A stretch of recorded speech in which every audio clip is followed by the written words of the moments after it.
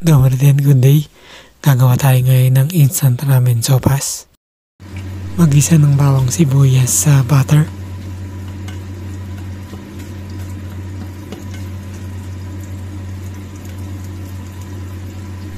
Sunod ang hotdogs.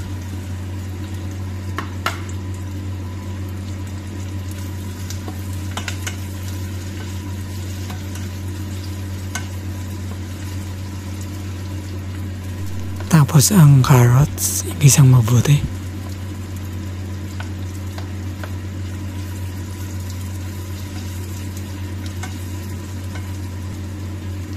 At ang patatas para kumpleto ng sangkap.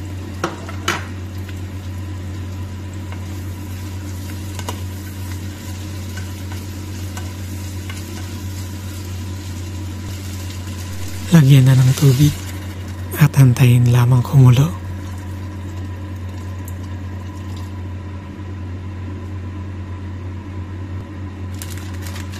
Malapit ng kumulo, ilagay ang instant noodle of your choice. Ang nagamit ko dito ay tom yum flavor na instant noodle.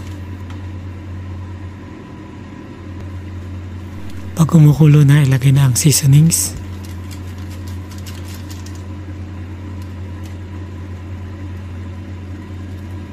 Pati na yung tom yum shrimp paste sauce.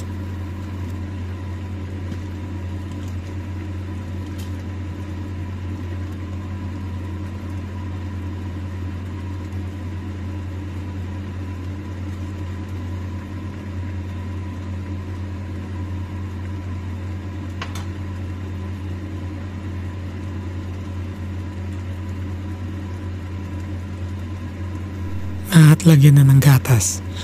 Dahil nasa Europe tayo, fresh milk ang gagamitin natin. Dahil mahirap maganap ng evap dito. Lagyan nyo lang kung gaano karami nyo gustong gatas.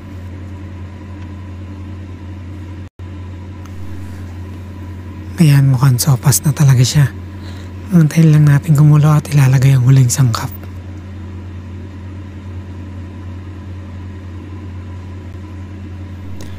Tikman kung satisfied na kayo sa lasa. At kung okay na, ilalagay na ang final ingredient. Ayos, sopas na sopas ang lasa.